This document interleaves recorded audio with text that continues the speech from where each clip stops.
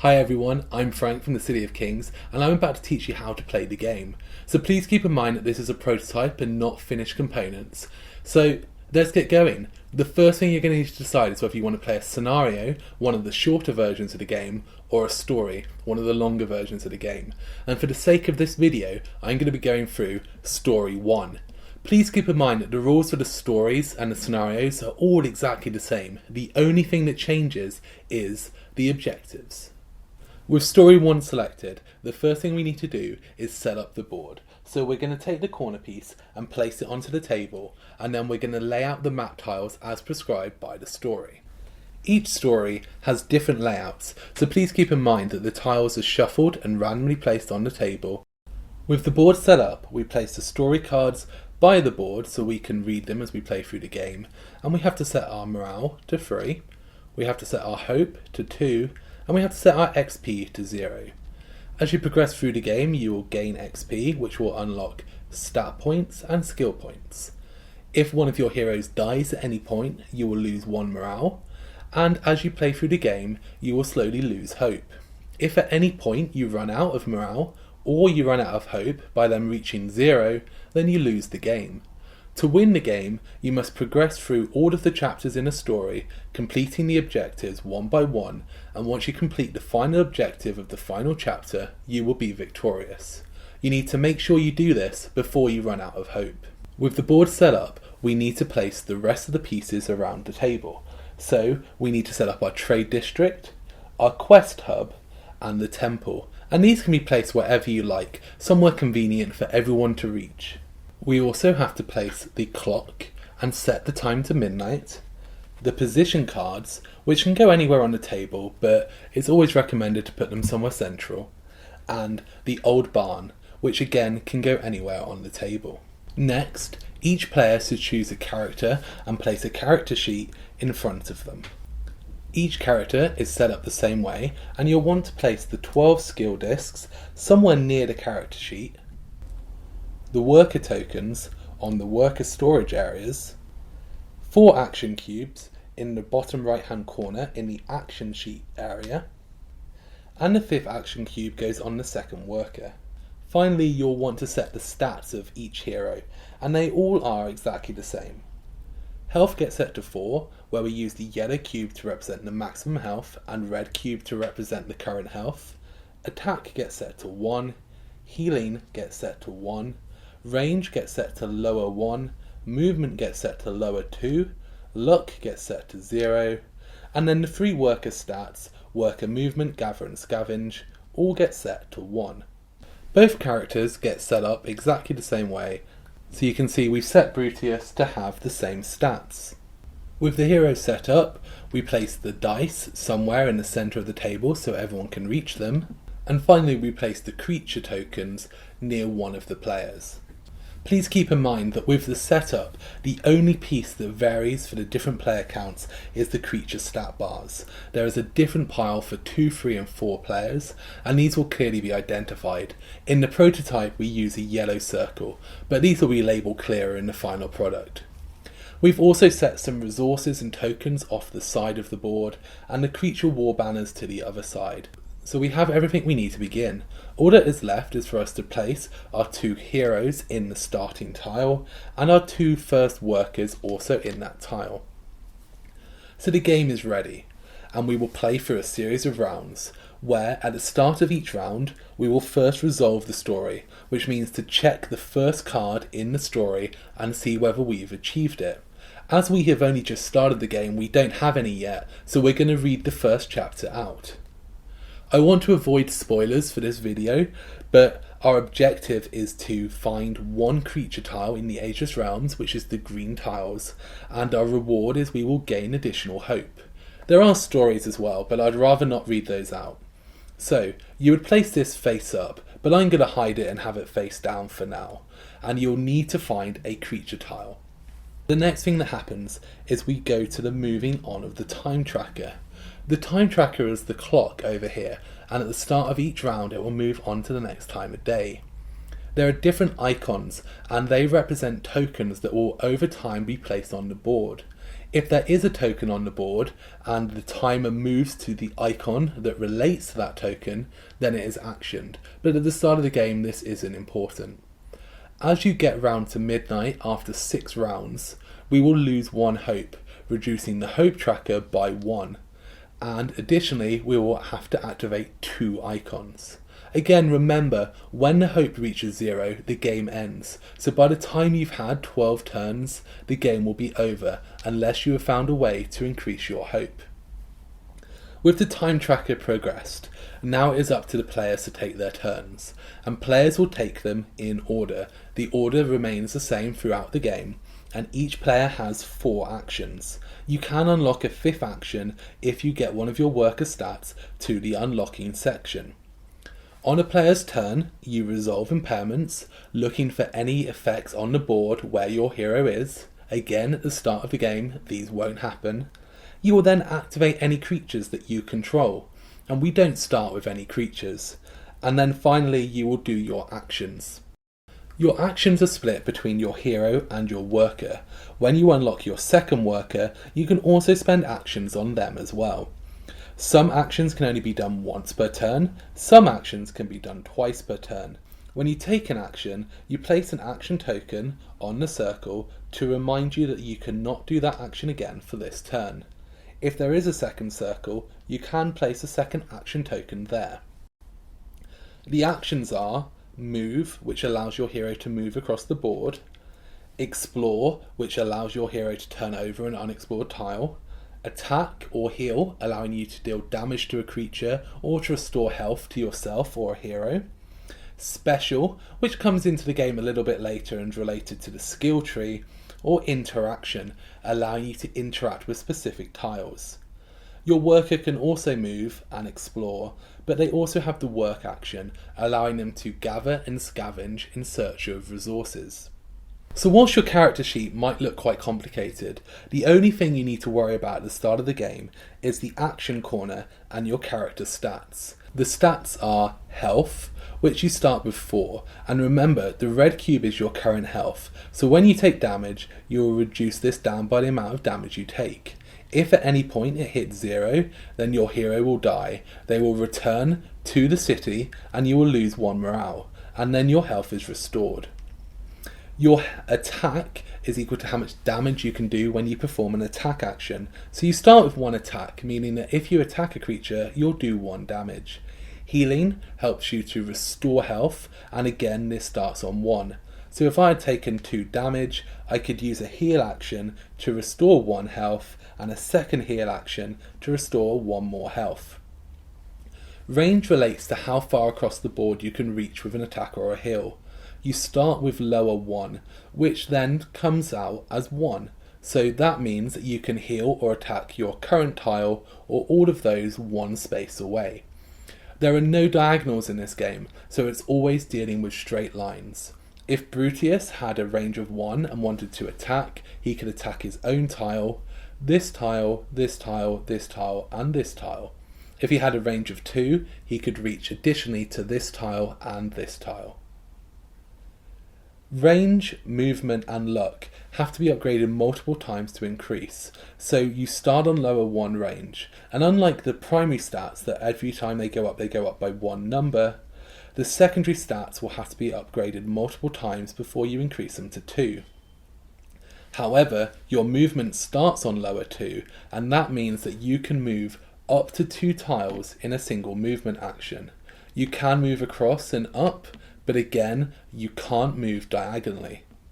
If you wanted to get to this tile, you would have to move across and up, which is 2 spaces and only 1 movement action. Finally, luck. Luck allows you to roll chance dice, which are these yellow dice that have 1s, X's, 2s, and somewhere a 50%. When you attack or heal, you can roll the dice, and it will modify your attack or heal by that amount. Finally, the worker stats. Worker movement is how far your worker can move. Gather and scavenge refer to how many dice you roll when performing the gather or scavenge actions, and we'll come on to those shortly.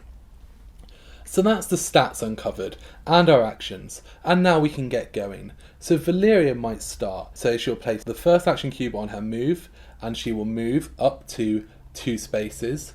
However, you can't move from an unexplored tile to another unexplored tile, so she can currently either move to here or to here.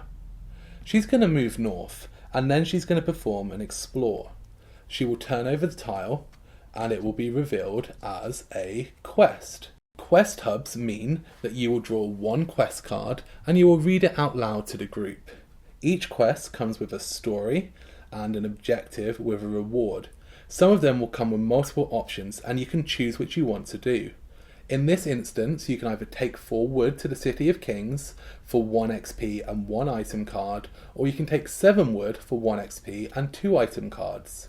We don't have any wood yet, so we're going to place this into the quest hub, and we'll come back and try and complete that later. Valeria's got 2 more actions. She can't move again because you can only move once, so she's now going to move her worker, who's going to move 1 tile across, and then she's going to explore. In this scenario, she's found another quest tile, but when your worker discovers a quest tile, you don't immediately get a quest card, so that's the end of Valeria's go, and it moves on to Brutius.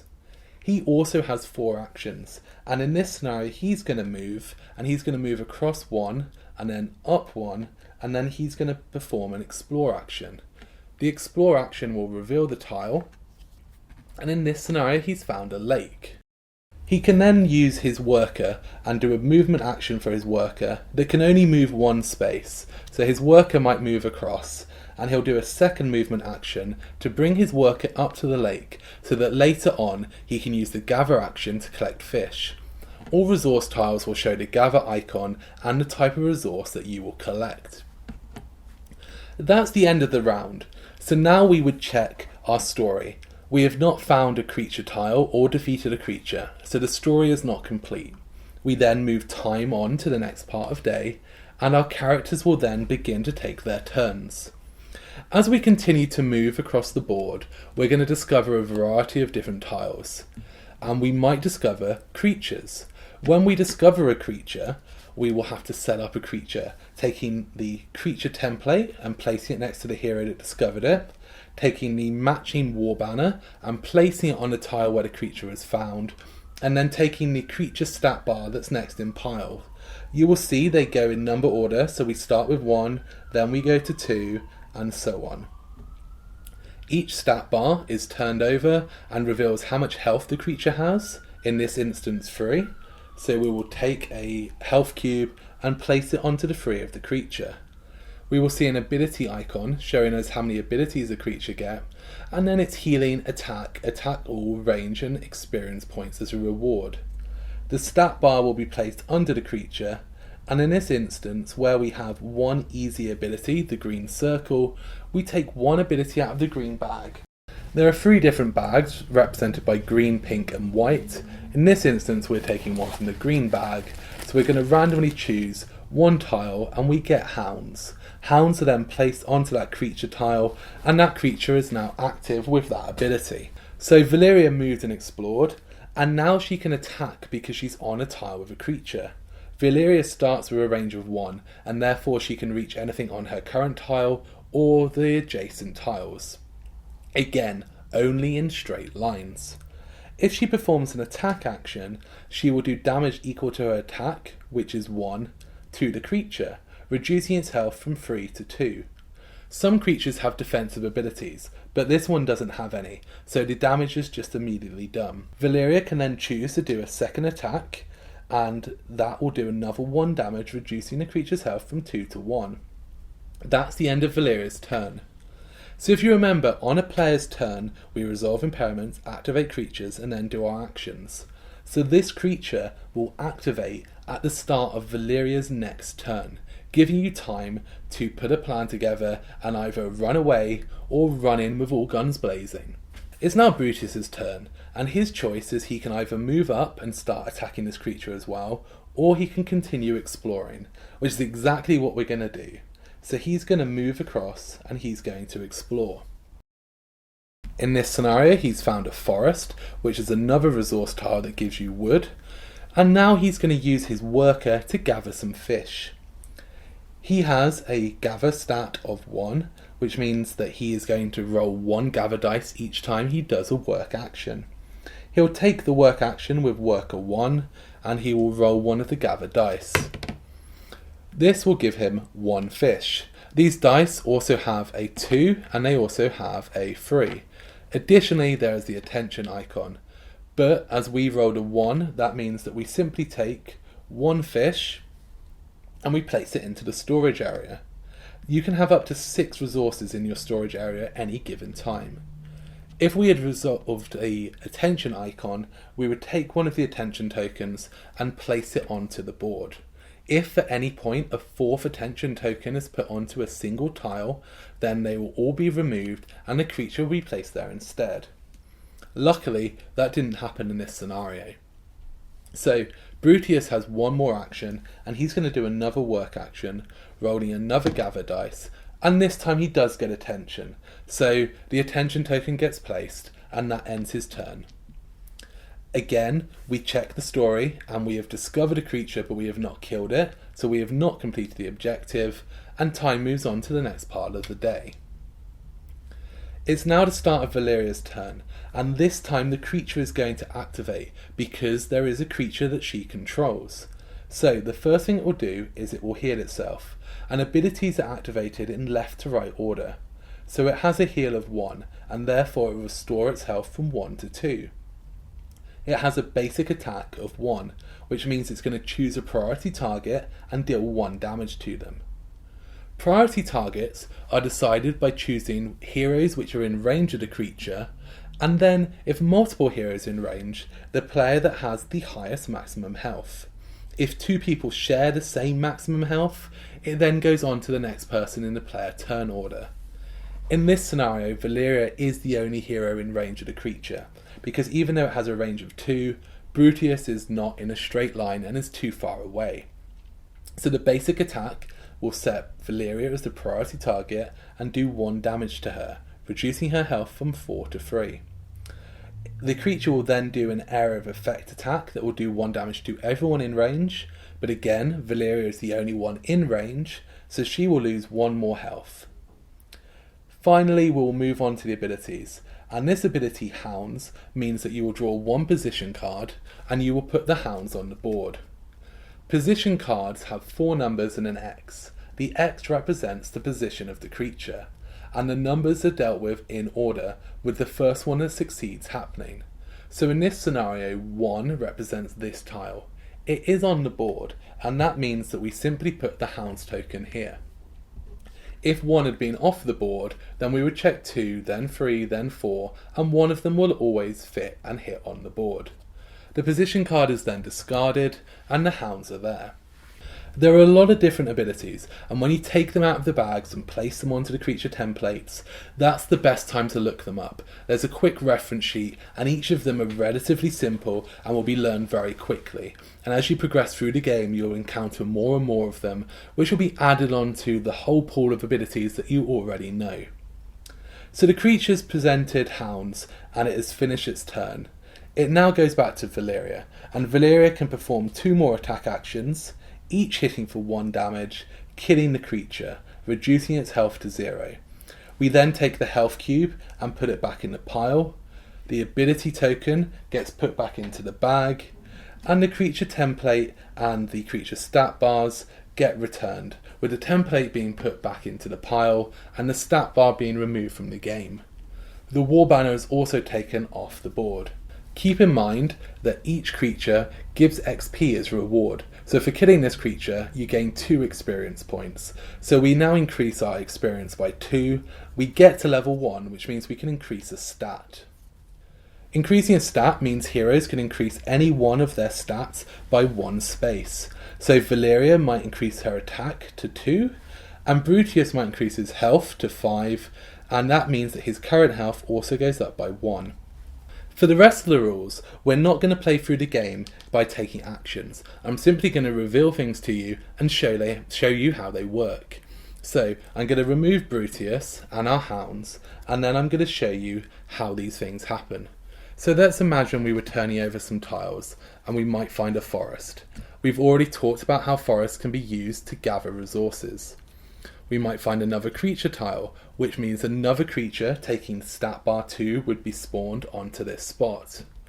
we might find yet another creature tile, or, hopefully a good example, a mine. A mine is another type of resource allowing you to gather ore. We find a second lake.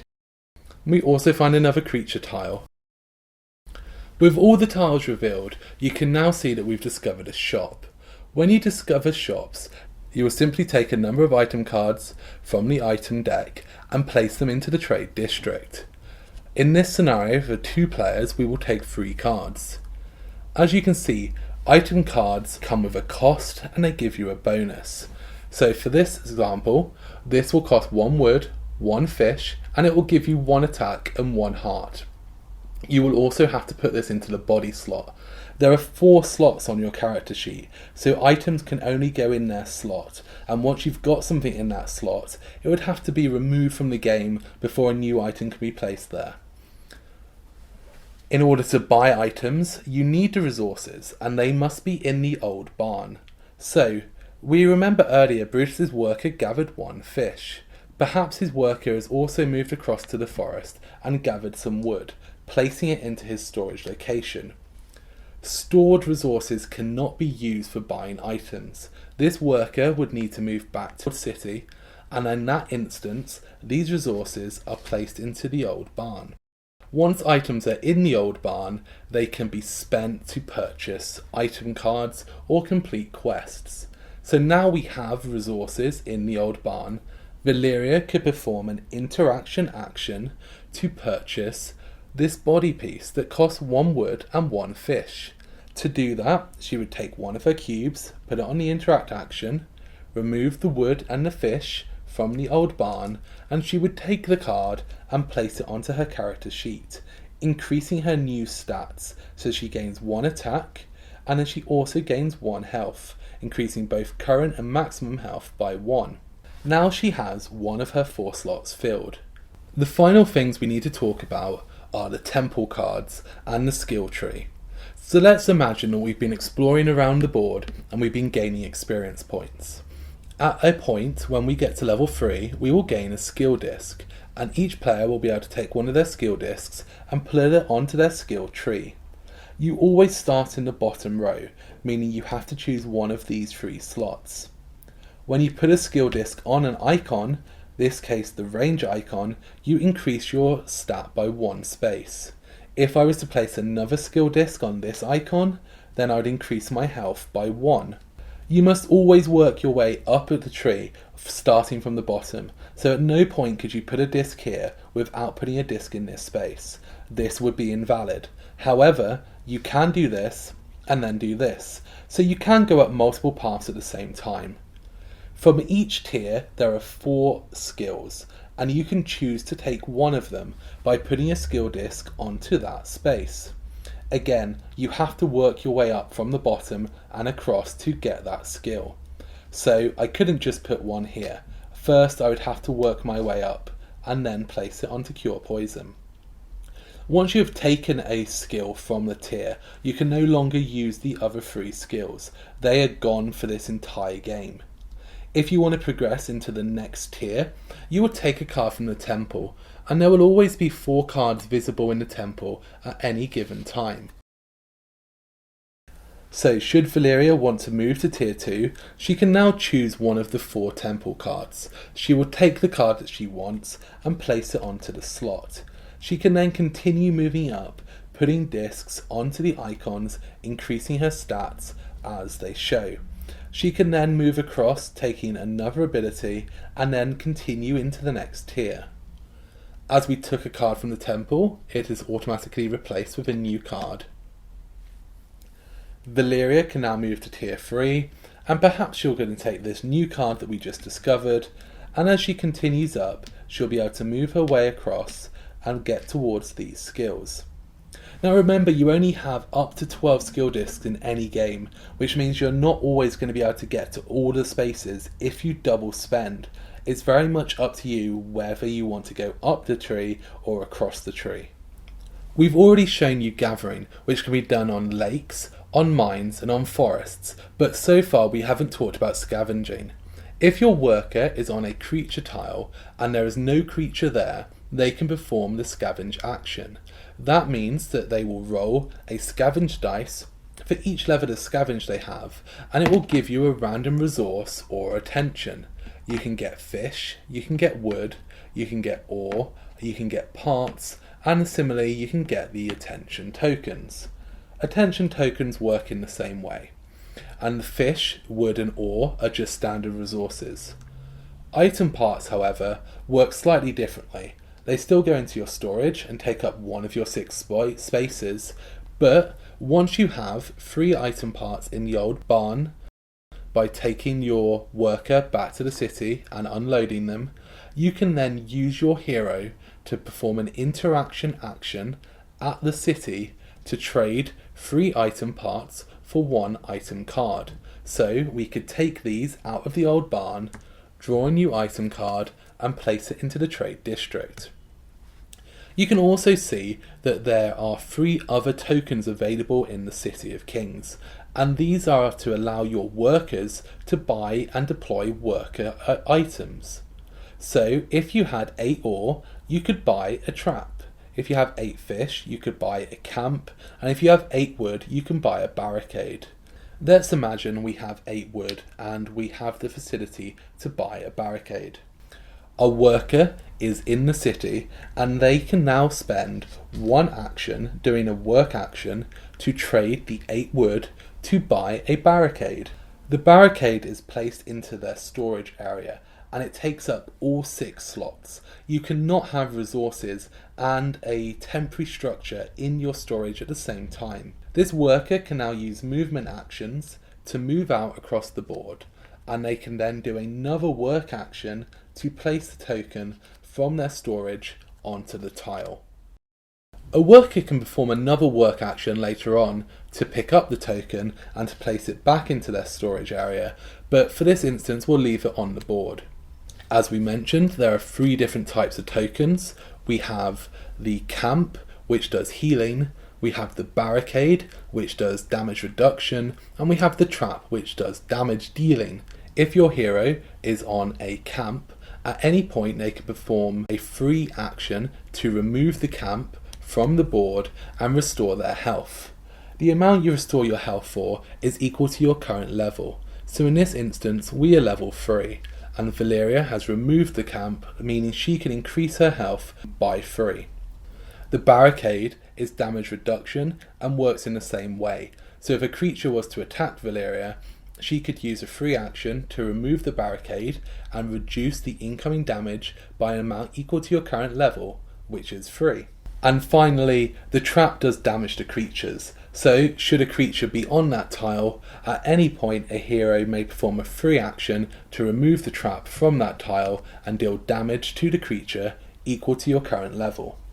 Finally, it's worth mentioning that creatures do trap workers. So if your worker is ever on a tile with a creature, it can no longer perform any actions, and until either the creature moves away or the creature is killed, your worker is effectively trapped and unable to do anything. And that is all the core rules you need to know to play the game. There are lots of quests and creature abilities, and all of them are outlined in the quick reference book, and the map tiles also are explained in detail there in case there are any you are unsure about. Remember, your objective will be changing, and as you play through the story, each one will give you a different objective that you need to complete. So I can't tell you how to win the game. All you need to do is read what it says on the card. So if you have any questions, please feel free to ask them below, and until next time, keep on adventuring.